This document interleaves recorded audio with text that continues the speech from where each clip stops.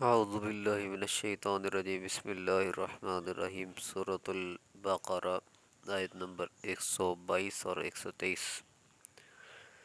یا بنی اسرائیل، اے اولاد اسرائیل، اے اولاد یعقوب، یا بنی اسرائیل اذکروا، اے اولاد یعقوب یاد کرو نعمتی، میری نعمت کو، التی جو انعمت، جو انعام کیا میں نے، علیکم تم پر، وانی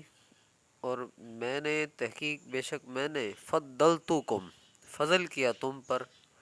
علی العالمین اوپر تمام جہانوں کے، یعنی کہ بنی اسرائیل کو وہ نعمتیں یاد کرائی جا رہی ہیں کہ جو ان پر اللہ پاک نے من و سلوہ اتارا،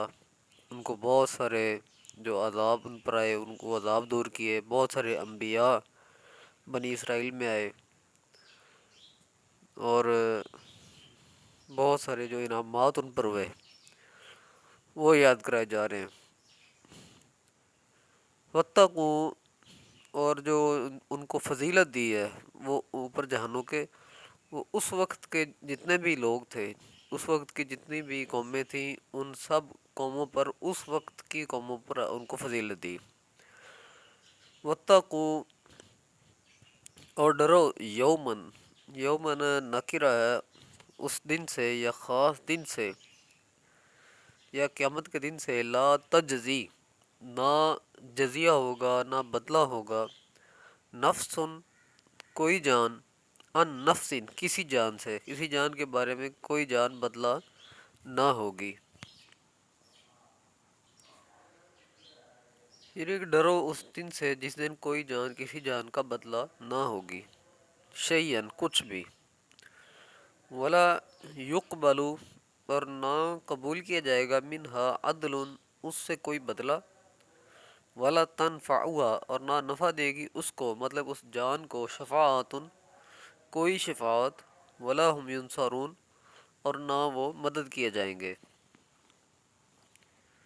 اب اس آیت میں بھی جو ہم نے پڑھا ہے کہ نہ تو کوئی جان کسی جان کا بدلہ دے سکے گی، نہ کوئی جزیہ دے سکیں گی، نہ کسی کی کوئی شفاعت قبول ہوگی۔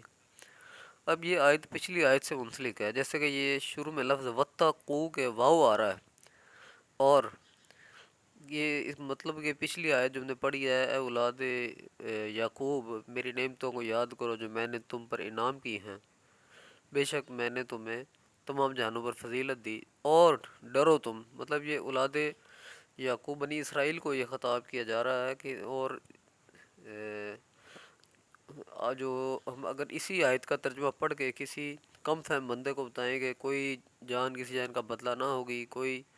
سفارش قبول نہ کی جائے، کہ بے شک کوئی جان کسی جان کا بدلہ نہ ہوگی، لیکن شفاعت اور سفارش کے متعلق بہت ساری احادیث آئی ہیں، اور جیسے کل بھی بتایا گیا ہے کہ جو شہید ہے وہ 70 لوگوں کی سفارش کرے گا، شفاعت کرے گا، آقا علیہ الصلوۃ والسلام سفارش کریں گے، کیونکہ حضور کا فرمان من زار قبری وجبت لہ شفاعتی۔ تو ترجمہ تفسیر پڑھتے ہیں۔ اے بنی اسرائیل، میں نے میری ان نعمتوں کو یاد کرو جو میں نے تم پر انعام کیے ہیں، اور بے شک میں نے تمہیں تمہارے زمانے میں تمام جہانوں پر فضیلت دی، اور اس دن سے ڈرو جب کوئی شخص کسی شخص کی طرف سے بدلہ نہ دے سکے گا، اور نہ ہی کسی شخص سے فدیہ قبول کیا جائے گا، اور نہ ہی کسی شخص کو بلا اذن کسی کی شفاعت نفع دے گی، اور نہ ہی اس کی مدد کی جائے گی، یعنی کہ اللہ جس کو اجازت دے دے اس کے علاوہ۔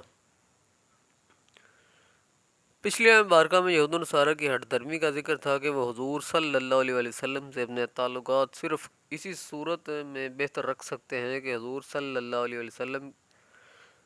ان کی اتباع کریں،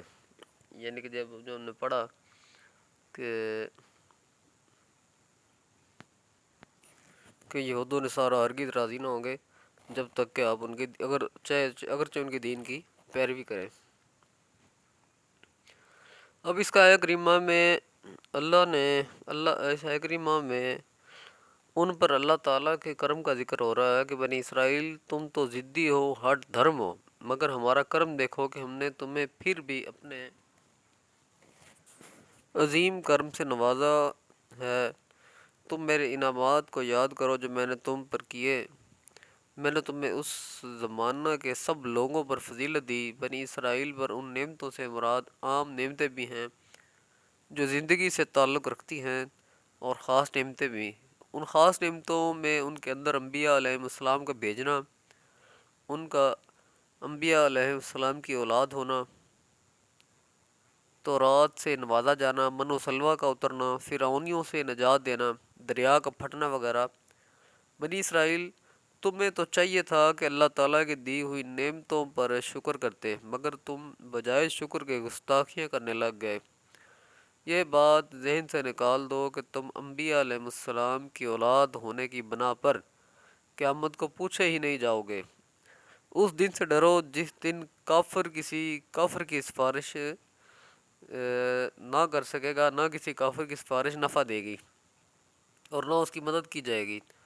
کسی غلط فہمی میں نہ رہ جانا۔ دنیا میں سزا سے بچنے کے لیے جتنے طریقے اختیار کیے جاتے ہیں، قیامت کے دن ان میں سے کوئی طریقہ بھی کام نہ دے گا۔ بے شک یعقوب علیہ السلام کی اولاد ہونا تمہارا شرف ہے، مگر یہ شرف بھی اسی وقت کام دے گا جب اسلام سے وابستگی ہوگی اور حضور صلی اللہ علیہ وسلم کی اطاعت ہوگی۔